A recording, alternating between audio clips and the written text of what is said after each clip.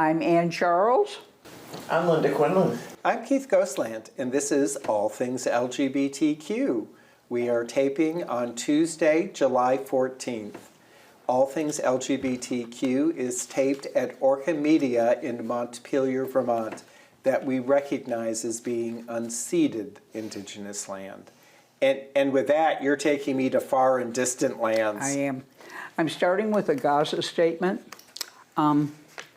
The Gaza death toll rises to 73,221. I'd like to show you a picture of a man who was injured following a reported Israeli strike on a tent, according to medics. As you can see, he's carried by another to the trauma ward for treatment at Nasser Medical Complex in Khan Yunis in the southern Gaza Strip. This was on July 8th.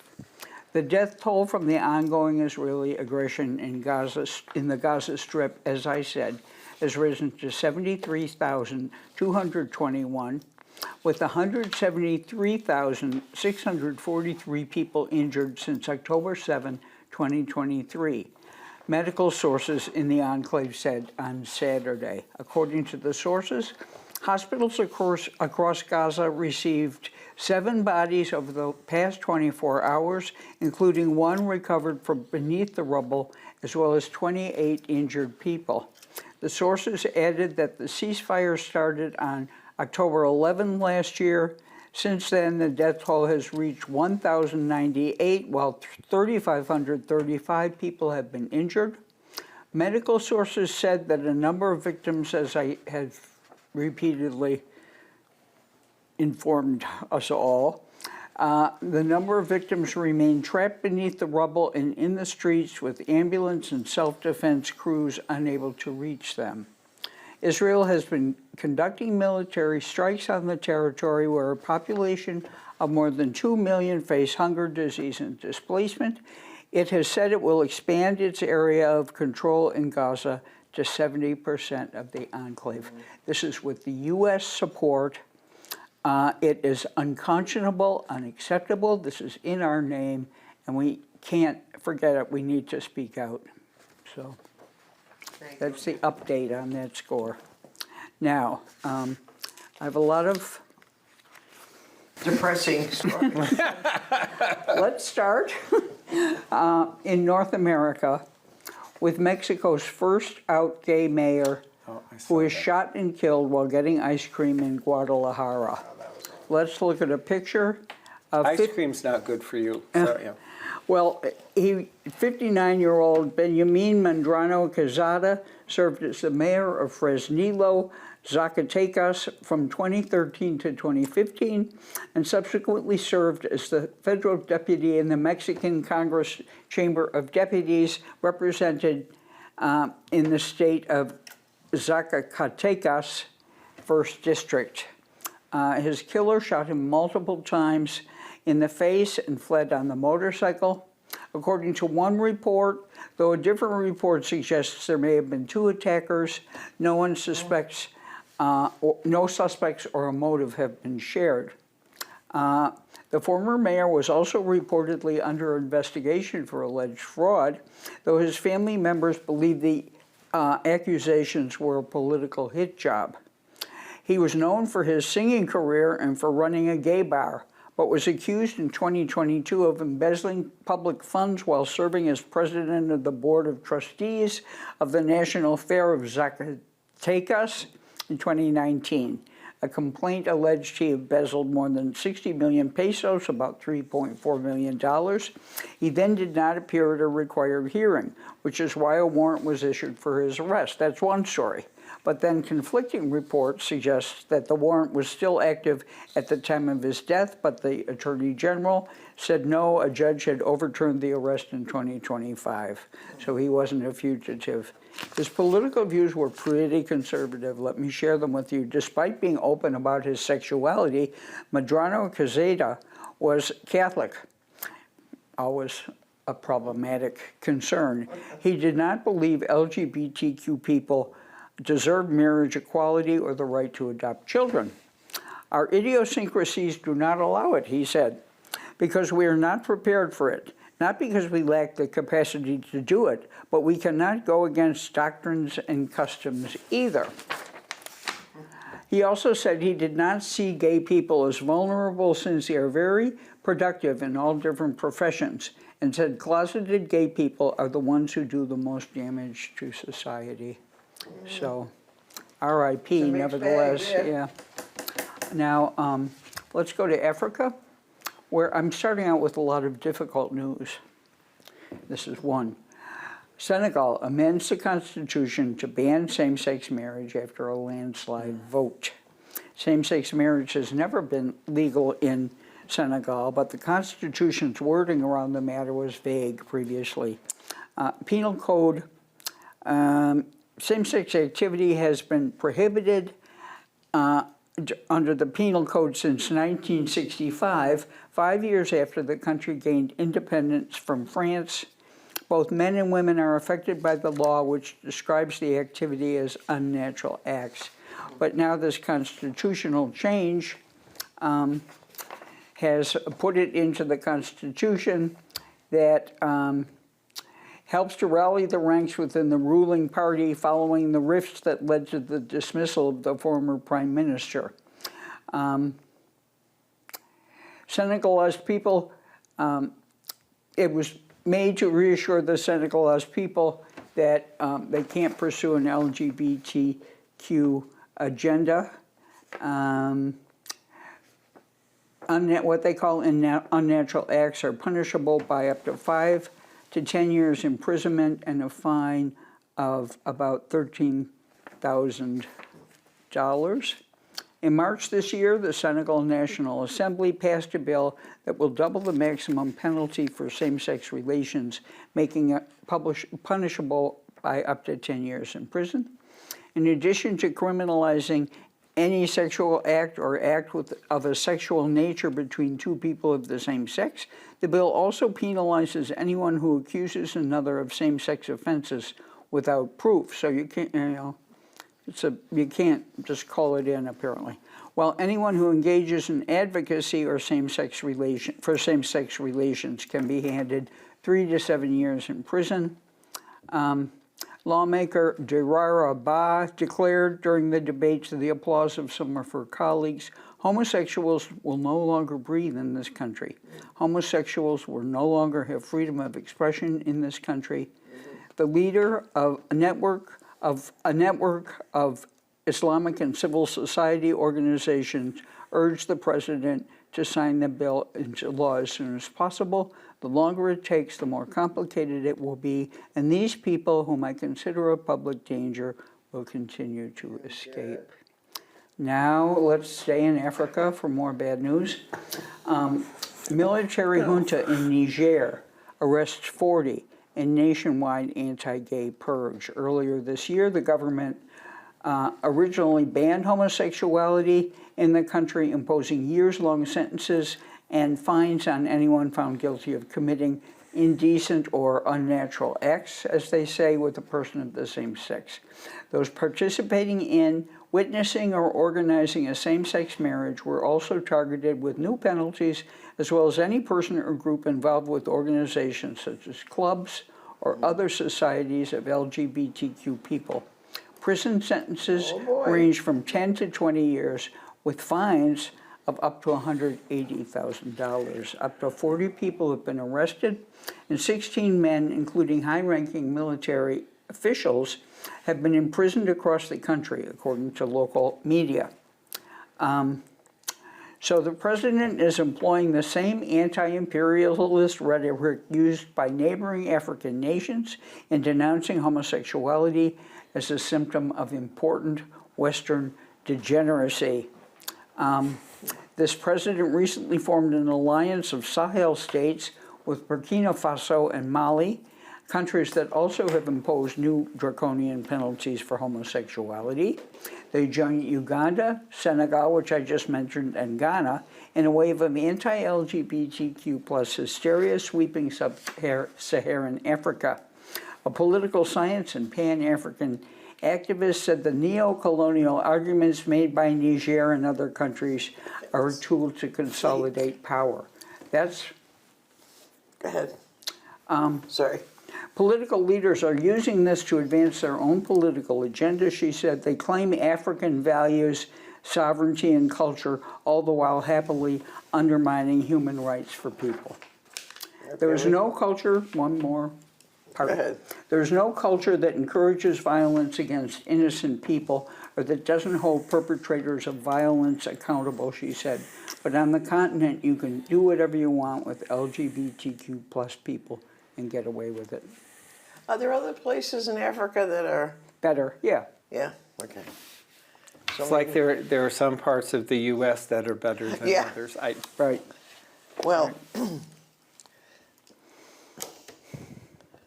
Jesse James Rose, who wrote on an Instagram post published Sunday, said, "Lindsay, Oh. rest in hell for what you did to our community," the sex worker wrote. "You loved every second of our time together, and now everyone knows." As we know, Senator Lindsey Graham regularly paid her a fat stack of cash when she was a Twinkie pre-transition college student to do unspeakable things to him in a hotel room while he wore red lingerie. She is the second self-identified sex worker to say that they had slept with Graham during his time as a U.S. Senator. He wrote, "Just woke up to find out Lindsey Graham is dead. In a Canon Trans event, to have far-right freaks bankrolling you and then turning around and voting against you. Shout out to sex workers everywhere, forced to humanize their enemies just to make rent."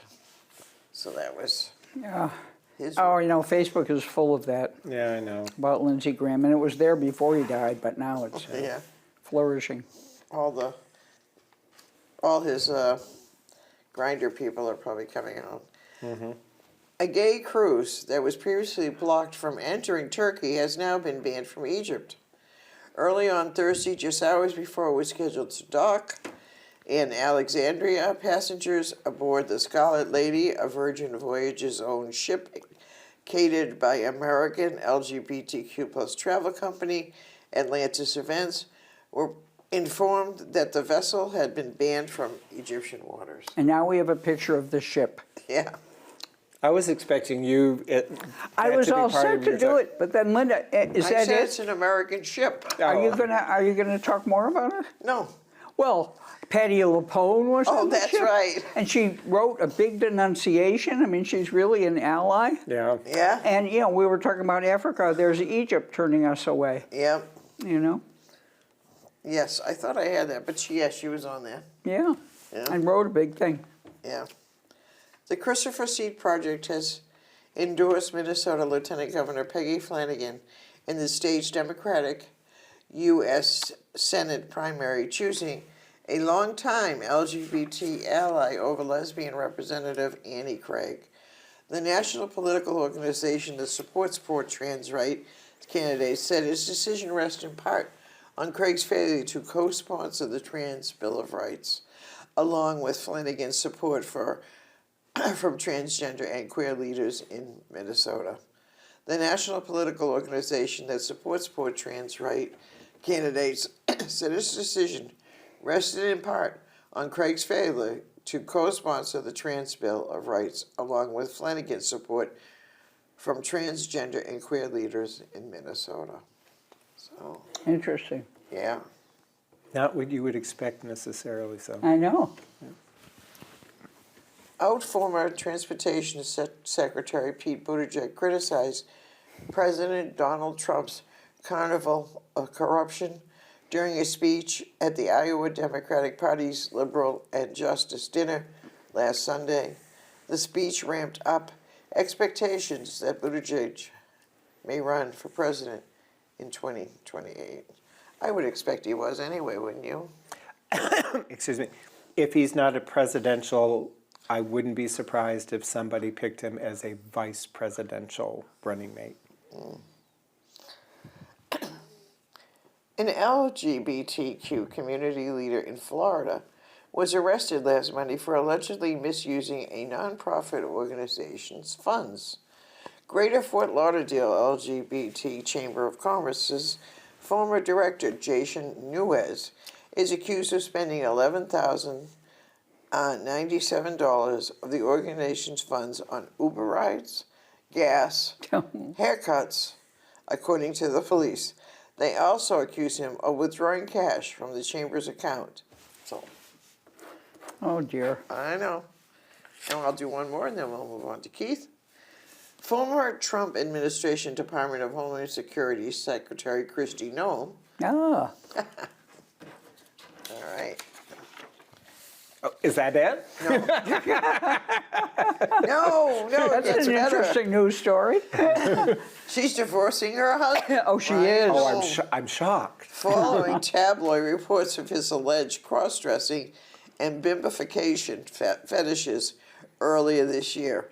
In a recent interview with the Daily Mail, the former South Dakota governor's mother, Carolyn Arnold, said that Noem told her months ago that she'd hired a Sioux Falls divorce attorney. So And she'll marry Corey Lewandowski. maybe. Maybe they can go to jail together. Yeah, that'd be fun, wouldn't it? There we are. Keith, what you got for us? So, the trivia question.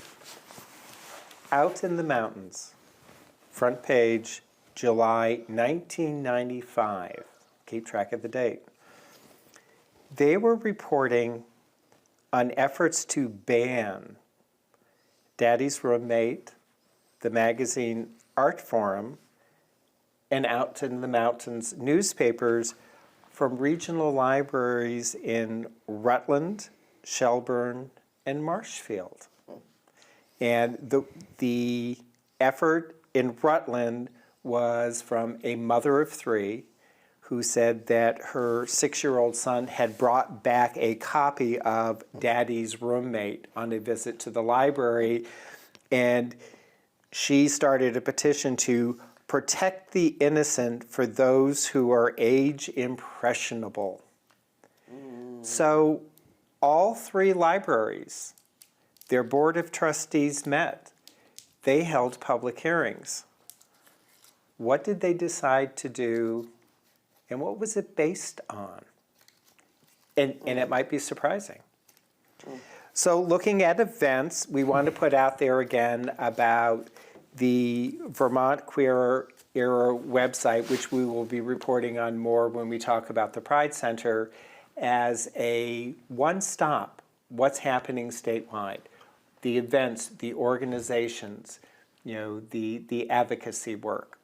So, but looking at what's happening in our backyard, Rainbow Umbrella, book discussion group, still belonging to the air? No? Oh, in fact, I'm interviewing the author of Belonging to the Air. Yeah. Ooh. That'll be coming up. Now Okay. we're reading Vamoose, lesbian short stories by, I think, Kathy Anderson. Okay. Not a local author. This No. is a national public. Okay. She's from Philadelphia. And the women? And what I like about it, I've only read a few so far, is she's older. So, the chronology doesn't stop when she turns 30. Kind of refreshing. Yeah. So women's discussion group, still in person? No, Oh, no. We're going to just reconvene in September. Okay. It was getting too complicated. Okay, so that's the same as LGBTQ Right, Story Story Hour. Hour. There's so much going on in the summer, so many conflicting events. Right. So we could- And some of you like to take vacations. Want to put out there again, Frocks Market. I get their newsletters like the day we're filming, and the event is this coming weekend, so please go look at their website to see what's going on. And we still need to try and get over to the Irish music. Yes, I love the Irish music. Mosaic, the sexual violence program in Barrie, they're having an open house on Tuesday, July 28th from 4 to 6 p.m.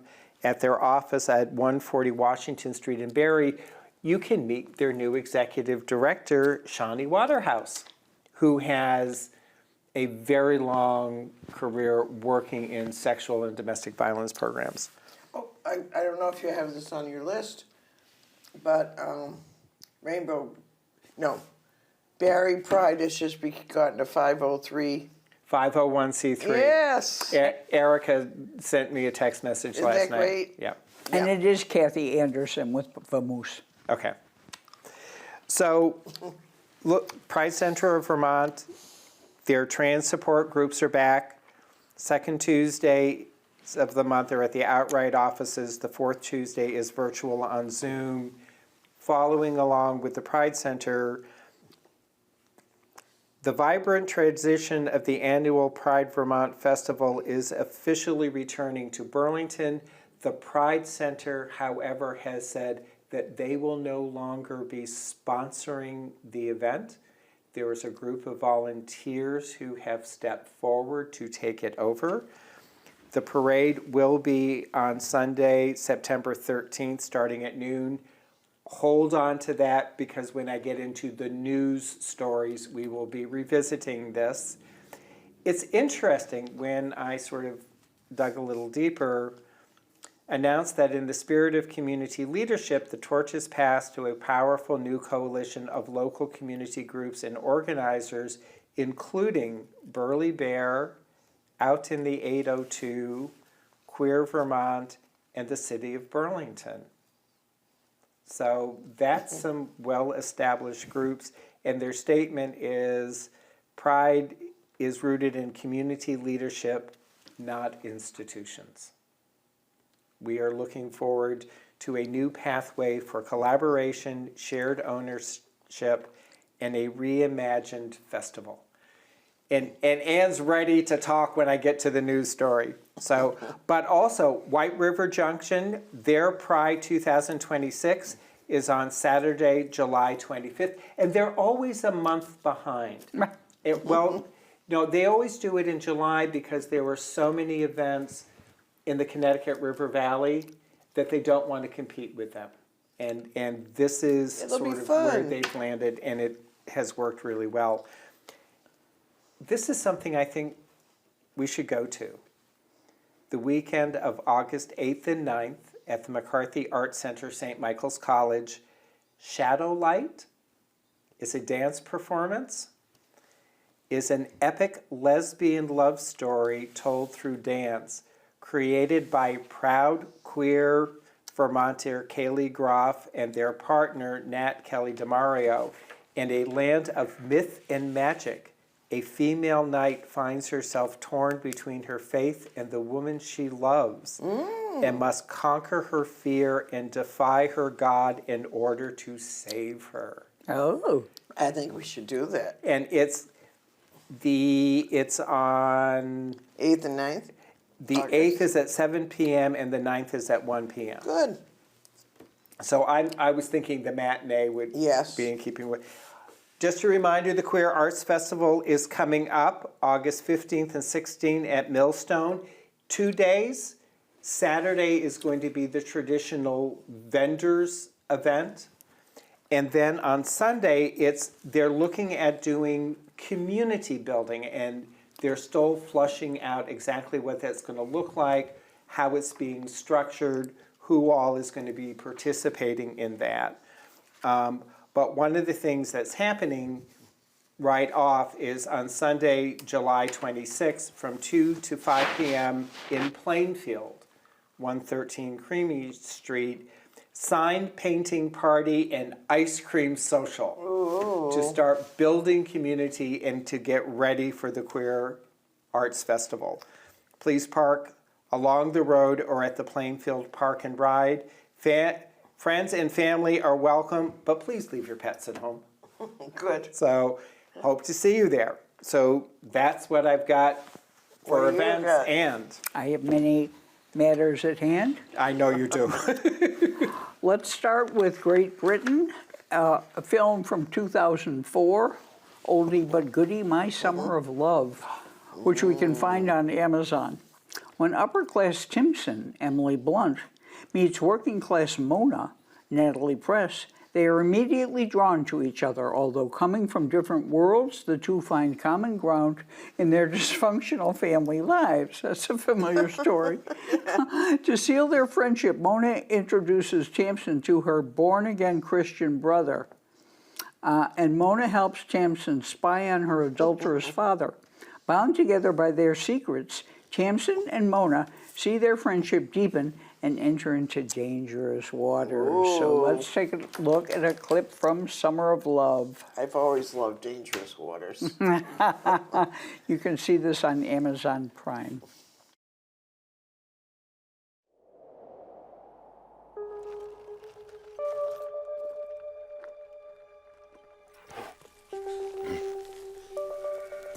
What's your name? Mona. I'm Tamsin. Drop by if you're bored. I'm here all summer. So it's just you and your brother in your pub? He went inside and he came out funny. He went to prison? If I can be saved, anybody can be saved. I have prayed for my sister, because I know she's in turmoil. Apparently I'm a bad influence on people.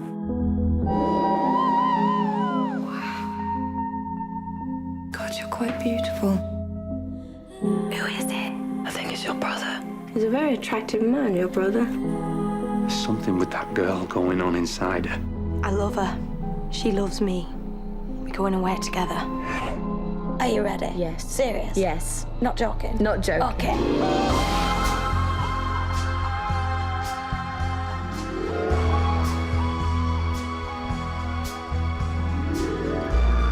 I have a real problem believing in anything. Ask love to come into your heart. And he will.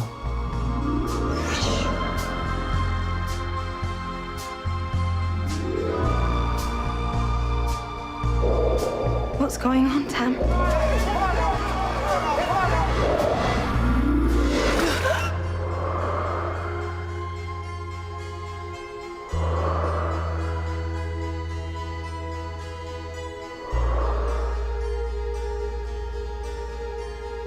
I don't think we should carry on.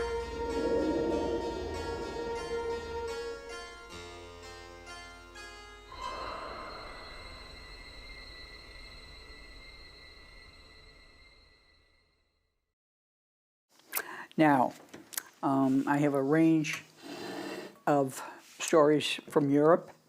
You remember in 2019, I told you that sad story of Lyra McKee, who was shot to death while covering a riot in Northern Ireland. Well, 3 suspects who were brought on trial for the killing have been acquitted. She was 29, struck with a bullet in a riot in Derry, and let's look at a picture of her. 3 men were brought to trial, but the charges were dismissed because there wasn't enough evidence. And McKee's sister, Nicola Corner, said the verdict was a complete and utter shock. The evidence did not stand up to the level of scrutiny the judge expected to take the case to the line, which means the system has completely failed Lyra and has failed our family and has failed Northern Ireland. Corner blamed a culture of silence, and this is what's key about this story, a culture of silence in Northern Ireland for the lack of eyewitness accounts in the case. Over 150 people witnessed the event, and not one of those people came forward with evidence, which could have supported the police case and the prosecution's case. That culture of silence needs to stop in Northern Ireland, she said. Similarly, in a statement, Reporters Without Borders demanded that authorities continue to pursue all legal avenues to establish accountability and ensure that those responsible for Lyra's death are brought to justice. Wow. And this is a sad thing. Remember, she was just about to get married when she was killed. The masked gunman fired 4 shots in the direction of police where McKee was observing the 2019 riot. Sarah Canning, her partner at the time of her death, told the outlet that she knows who the gunman was and what he looks like. She claims the gunman was showing off for an MTV documentary crew that was filming the chaos but left before the shooting took place. I hope you can't sleep at night, Canning said of the gunman. I hope it haunts your every week. Probably little chance of that. Okay, now this is an unpleasant thing from Switzerland. An unpleasant incident. City Bern, Switzerland, apologizes after police forcibly removed law-abiding trans woman from a nude beach it's these, you know, human nature really can be discouraging sometimes. Witnesses who were spending the time at this nude beach said that the staff asked the woman to leave because they expressed discomfort with her presence. So then the staff called the police. It's a nude beach. She was nude? Right. Right, and they say, the city declares, all persons who identify and live as women have access, emphasizing that they couldn't be involved and that the woman was in compliance with the rules, all right. So staff called the police and witnesses say they used rough physical force before bringing her to the police station. According to the police, the trans woman resisted arrest and the situation was made more chaotic by angry bystanders getting involved. The statement also emphasized Barron's commitment to an inclusive community that opposes discrimination and inclusion.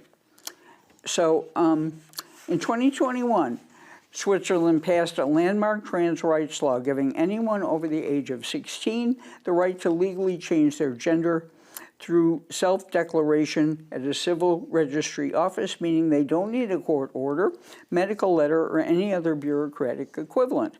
The law applies to those over the age of 16 who are not under the legal guardianship of an adult. Those who have an adult guardian will need permission. The law came on the heels of sweeping national referenda held the same year in which Swiss citizens overwhelmingly voted in favor of allowing same-sex marriages to be legalized. Nevertheless, this trans woman ended up in the hospital, and this, you know, she recovered and was released, but the city of Bern expressly regrets this incident and apologizes to the woman affected. All individuals who identify as women have access to this volunteering. I mean, it's these bystanders, these nasty people. Now, more. Now we're back in England. Brothers sentenced for 1994 murder during a campaign of targeting gay men. And I've reported this. These people, their younger brother came forward and said they had been bragging about it. Yeah. So let's look at a picture of the victim, who is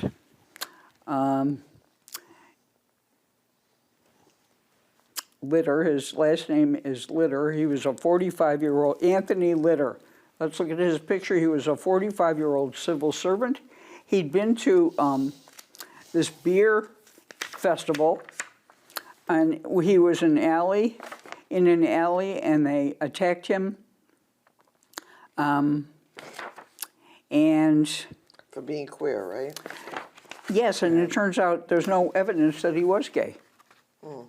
So they, what did they receive? They received, the older brother, 57, got 15 years, while Michael Stewart, who acted as the lookout, got a 10-year sentence. They said they didn't do it, and they were 15 and 18 at the time of the murder. Wow. And they were hunting for gay men. Now here's a miserable story from involving our friend J.K. Rowling. Amnesty UK has removed J.K. Rowling's Beer a Place as a hate crime place, as a hate place. So this charity, a growing threat, the anti-rights movement in the UK, is a report released by a human rights charity, and it listed a number of organizations that it claimed harmed women and LGBTQ rights in the country. They had J.K. Rowling's place on it, but they took it out, and they removed the list of what it called anti-rights actors, which it said were formal or informal groups, individuals, private and state actors whose aim is to restrict human rights by undermining human rights protections in law and practice. And they, it was on the list, but then Martina Navratilova And Monty Python's John Cleese said on X, I was once a major funder for Amnesty, but in these days it was about preventing torture. Now it's about sexual identity. I disown them. So now they've withdrawn the list altogether, and they say they're reviewing it. We have temporarily removed this briefing while it undergoes an internal review. Amnesty International UK remains committed to researching and campaigning on human rights issues, incorporating our long-standing and explicit commitment to gender justice, including the rights of women, LGBTQ people, and trans people. Now, here's a nice guy. We gotta. Now, we're almost out of time here. Well, Linda, his name is William Garraway. I don't have a picture of him. William Garwood. He's Muslim, and he called LGBTQ people mentally ill, and has been punished by the Teaching Regulation Agency in England's Department of Education. During a lesson, a student asked him whether he believed there were just wars, and he replied yes, and then he allegedly told students he was happy that Russia President Vladimir Putin was killing satanic Nazis in Ukraine, and that Russia must attack Ukraine to prevent it from pursuing LGBTQ perversions, from pushing it onto Russian civilization. He reportedly claimed that the world is run by billionaires who create evil Ukrainians and transgenders, stating billionaires are the cause of transgenders, and they print it in the media and influence people. So he's been punished. He can't teach in any school, sixth form for higher. He was teaching 11th grade, but now he can't teach anywhere or until June 23rd, 2032. What a guy. All right, several more. We don't really have a lot of time, so. All right, let me tell you some headlines. Okay, just the headlines then. Rising number of Brits think it's acceptable to make gay jokes. Brits do? Mm-hmm. And it's interesting because, they ask all these questions, and the men have these increasing numbers, and women have increasing numbers, but women are like 14%, and men are like 42. Yeah. Some recent stand-up routines I've seen coming out of Britain, they'll go into the gay joke segment, and there's a preface of, I'm going after everybody, you're no exception, so... Like Dave Chappelle, that transphobe. Yeah. But same survey revealed that 76% of UK adults support same-sex marriage, so that's up. And I have one more story that doesn't really relate to gay concerns, so I can postpone it. Okay. Unless there's more time. It's not time sensitive. So. If there is time, I will let you know. Very good. Okay. So we want to say goodbye to journalist and activist Ann Northrup. Oh, well, it's not as dire as it sounds. But she's stepping down as co-host and co-executive producer with Andy Ham of the weekly national gay USA cable television news show after 30 years. Longer than Johnny Carson on The Tonight Show. Yeah. It has been a fascinating privilege to do this work, to follow the progress of the LGBTQ movement on such an intimate, day-to-day basis.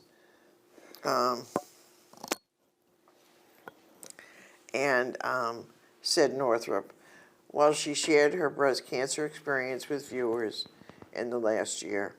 Northrup said that this had nothing to do with her retirement from the program. My health is fine, she said, but I'm ready for new adventures.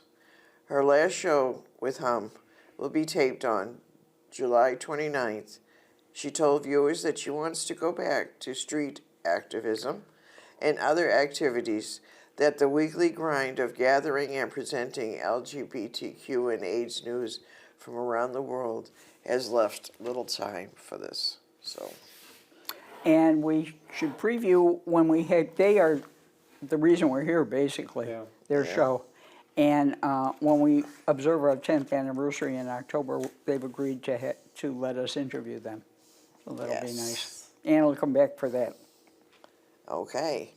Trans non-binary star Nikki Hiltz wins 4th straight national indoor title.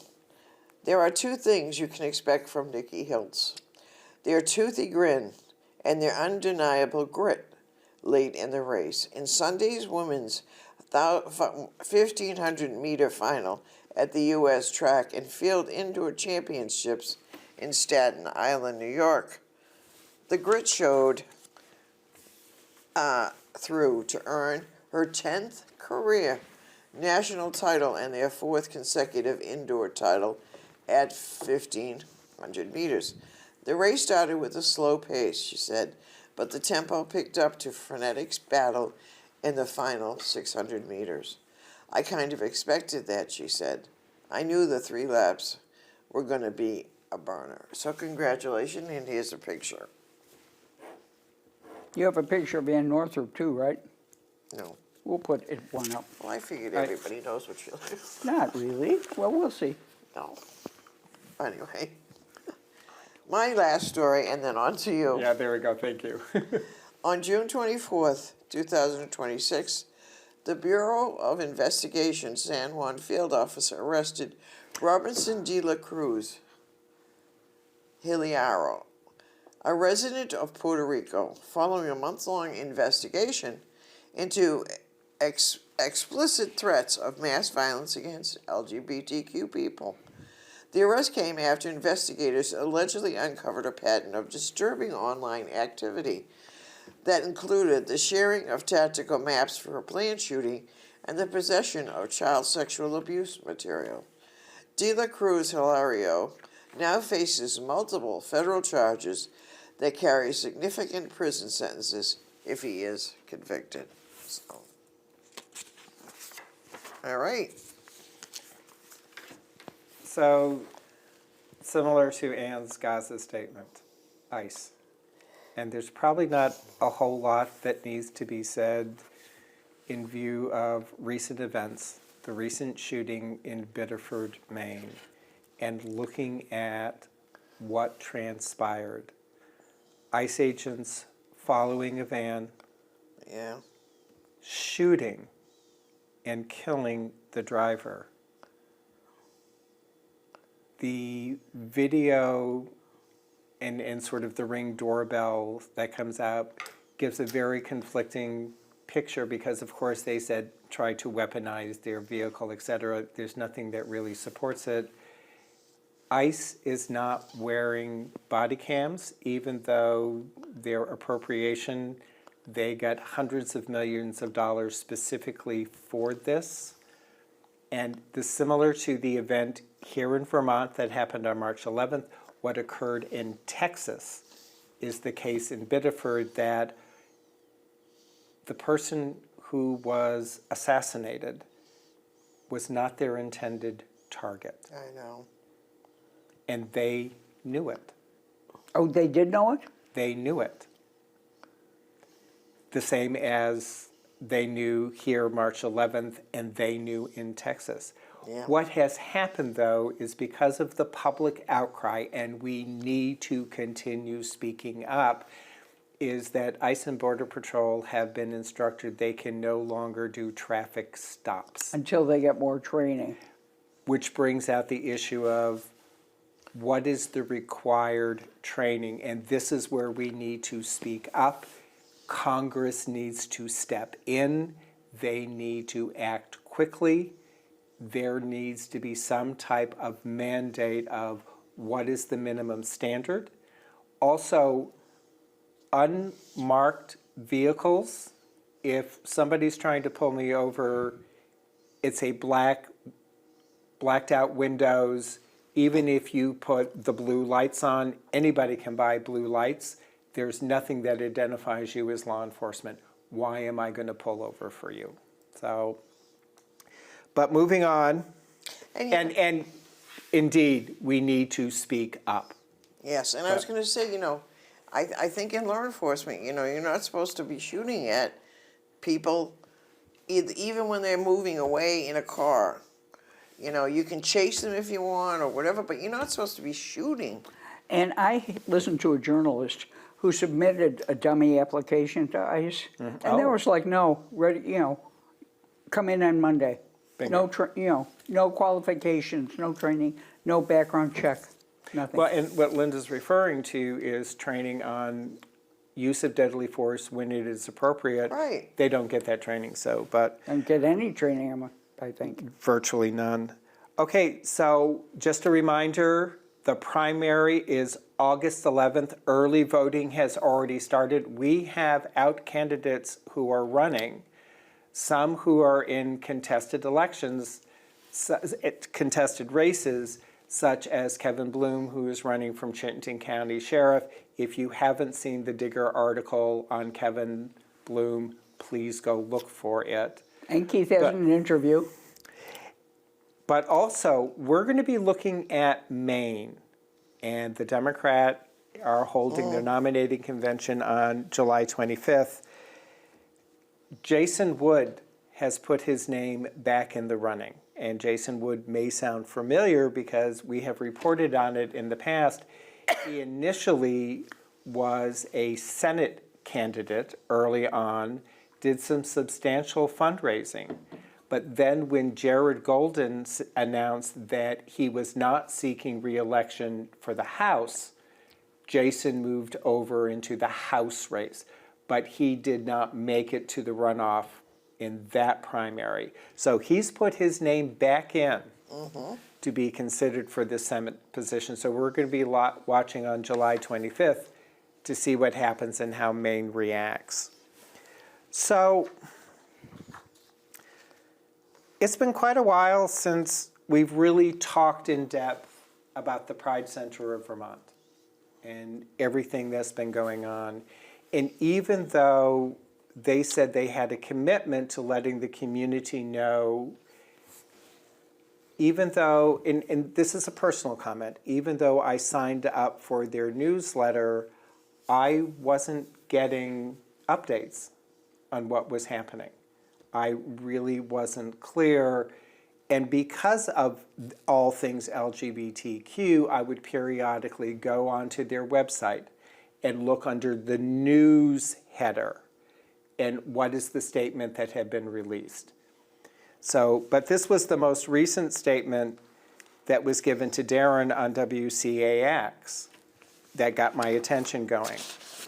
The Pride Center of Vermont is relaunching as an online organization following a newly released report from the center conducted over the past months since its temporary closure due to financial issues.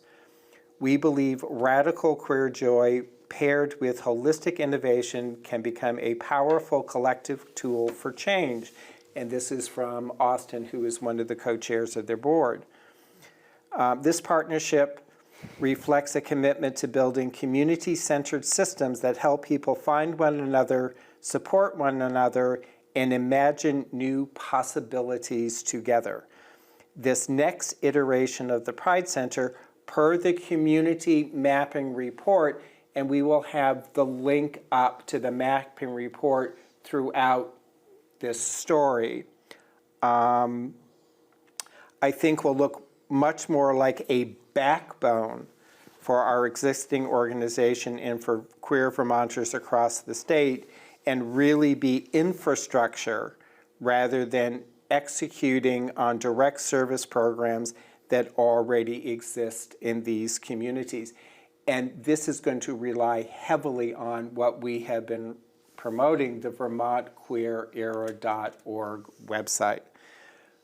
But let's look at how we got to this point and what it really means. Okay, this saga started in May of last year. Does it seem possible? And this is when the Pride Center came forward and said they had an urgent funding crisis. They were reaching out to the community for support. And at that point in time said that they would have to pause operations effective October of 2025, including the trans programs, safe space, anti-violence, health and wellness programs, while they look at new opportunities and how they could recreate a sustainable platform. And knowing that we're running really quick on time, I'm going to fast forward through We have to, time. well, to October, where, they move, the programs are still on pause. They're moving Safe Space to the Vermont Network Against Domestic and Sexual Violence. And most recently, like within the past week, they have announced that this is a permanent transition. It's going to live there. Keep in mind that their statement says they're online only now. They're not providing services. So what's happening with all of those other services? And people had stepped forward in October on that pause, and Vermont Cares has taken over the HIV testing and that service providing. The Howard Center has taken over some of the recovery programs. The LGBTQ hotline has taken over some of that.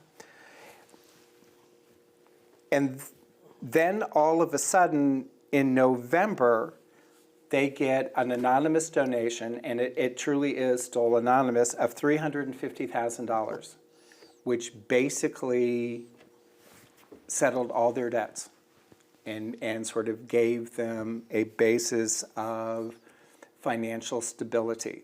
Because they're not paying staff, they're not doing programs, they had given up the office space. So essentially, other than preserving the archives, financial records, et cetera, they really had no overhead.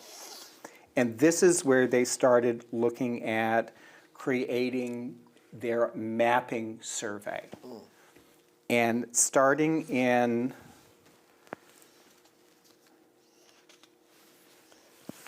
February, they started reaching out, and they said that they had hired Madison Barney, known as M to most people, of the Center for Story and Strategy, to do a community mapping, which would be structured as a listening first process designed to build upon the existing knowledge of what queer Vermonters need to thrive, identify what services and spaces already exist, what it's going to take to meet those needs, evaluate where gaps overlap, and what opportunities arise. And they finally released that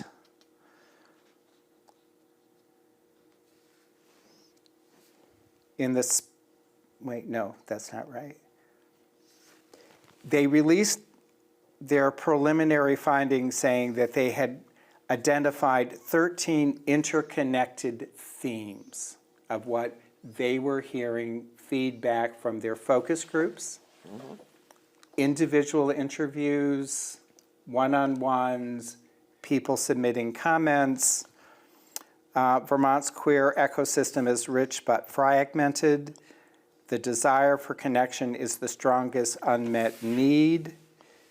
Communication is fractured across platforms and generations. Multiple populations are consistently underserved. People want space more than services. Healthcare navigation is a critical gap. Basic needs, barriers limit participation. Political advocacy lacks a clear home. History and intergenerational knowledge are at risk. So what comes next? And they're working on a strategic plan. Which is still in draft form and not to be public. Correct. It is still very much a working draft. Right.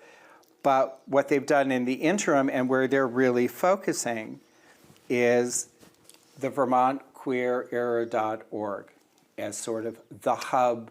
That's going to be the center. That's how things are going to navigate. So we'll see how that moves forward and sort of what the final iteration is. But one of the things that has already come up, and it's about the Pride event, as we are running out of time. And the reason I said hold on to that, they're going to do Pride, it's going to be Sunday, September 13th. September 13th is Rosh Hashanah. This is an issue that Pride has run into in the past. And there are several of the original organizers of Vermont's first Pride Day that are Jewish lesbians who reached out to the new Pride group and said, wait a minute, there is this huge conflict. And what came back is that, it was a painful scheduling conflict. As a small ad hoc coalition of volunteers who stepped in late to ensure an event would happen at all, navigating tight logistical constraints left us with very few date options. We deeply regret that this choice creates a barrier for some members of our Jewish community. It is absolutely not our intention to exclude anyone. And at this point in time, this is still an open conversation. The Pride organizers, people who had raised concerns, and the rabbis from the synagogue in Burlington are in conversation about perhaps doing a Shabbat ceremony or something that can sort of really create that interaction that the Pride Center says is their focus. And since But it's like a double whammy because it is also Sabbath, which is Saturday, and Rosh Hashanah. Well, no, but that's what they were saying. They're talking with the rabbis about can you do a special celebration. Yeah. But we are almost totally out of time. Okay. We will continue this conversation on the next show. I have strong views. We all do. The trivia question, and it was kind of surprising. Because 1995, a real push against our libraries saying, wait a minute, you need to protect our children. In all three cases, the board pushed back, citing the Library Bill of Rights. A person's right to use a library should not be denied or abridged because of origin, age, background, or views. And they cited where they had all adopted the freedom to read provisions.